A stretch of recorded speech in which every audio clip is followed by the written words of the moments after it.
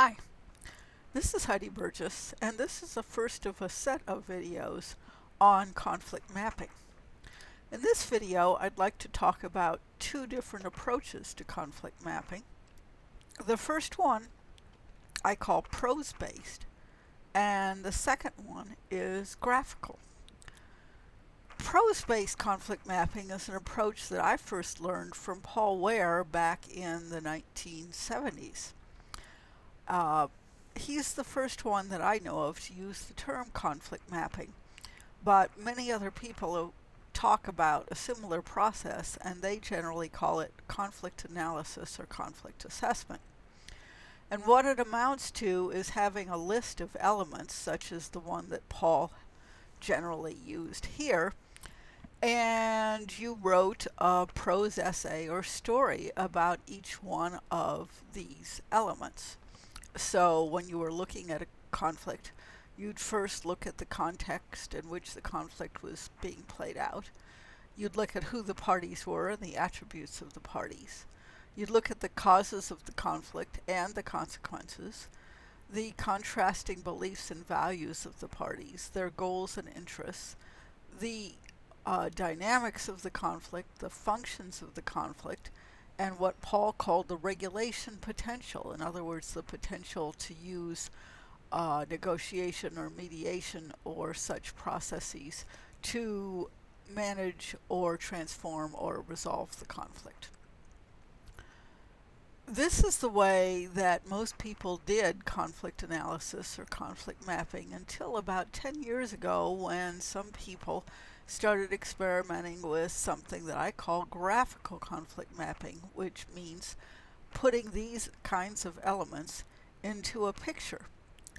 Now, this is the picture that I showed in the last video that was something of a joke because it's considered to be impossible to understand. Actually, if you look at it fairly carefully, it isn't all that difficult to understand, and it's not nearly as complex as it looks like it is. But there are better ways to do graphical conflict mapping that are a lot more intuitive and a lot clearer, and we'll be talking about those. There's advantages and disadvantages to both approaches. The advantages to prose-based conflict mapping are that it's easy to do and it's easy to understand. The disadvantage is it's hard to see the interactions between the elements, and it's easy to miss key elements. These disadvantages are the advantages of the graphical approach. The interactions between elements are obvious if the map's well done, and people who like graphical conflict mapping point out that it's actually the relationships and the interactions between the elements that are more important in determining the course of the conflict than the elements themselves. In addition, more information can be presented and gleaned more quickly with a well-done conflict map. And the group creation process can be beneficial. When conflict maps are drawn as part of a conflict intervention, facilitators often get people from all sides of conflict to sit down and try to map the conflict together. Just the discussions that take place in the process of trying to draw the picture can elucidate a lot of the agreements and disagreements, and these things can be hashed through just in the process of drawing the map. So I often tell my students that the process of making a conflict map is actually more important than the end result, because you will learn a lot about what's going on with the conflict and your views towards it, as well as the other side's views about it, when you work in a group to create the map. The disadvantages are that it takes a while to learn. The results can quickly turn into what I call spaghetti diagrams, and it may not be as intuitive as prose-based conflict mapping, although if it's well done, it can be even more so. What to map? Well, I already gave the list that Paul Ware had, and a number of years ago we gave a small grant to one of the people who was working on Beyond Intractability to compile all of the different templates that had been created for conflict mapping or conflict assessment and try to put them all together and come up with a master list. He came up with at least 200 different examples and kind of blew a fuse before he ever came up with that master list.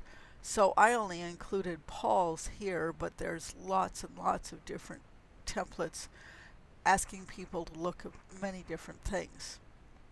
There's a few things that I generally add to Paul's list when I ask my students to do graphical conflict maps.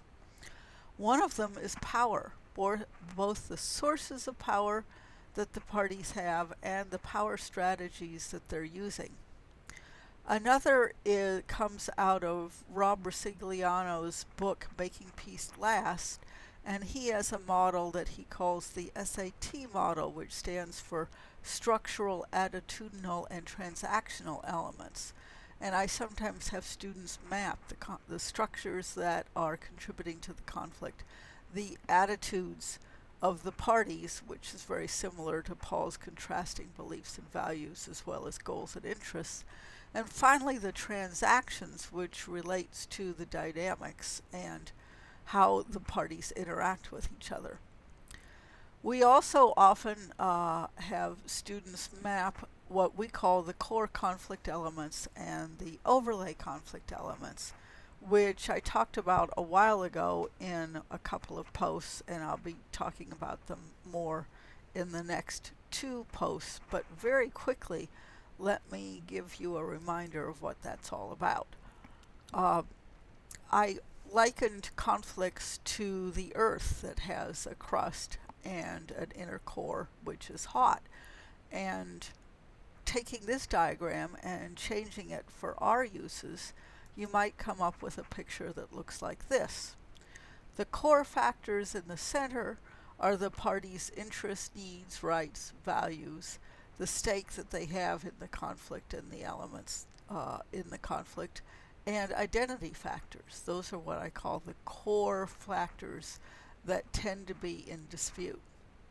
The overlay factors are framing, communication problems, procedural problems, factual disagreements. I put power in here because your sources of power and, more importantly, your power strategies have a big effect on how the conflict plays out. And lastly, the biggest of all, escalation, and wrapped in with that, polarization. So those are the overlay factors, and I find it very useful to map both the core factors and the overlay factors and the way these things interact together. I'll be talking more about how to do that in coming videos.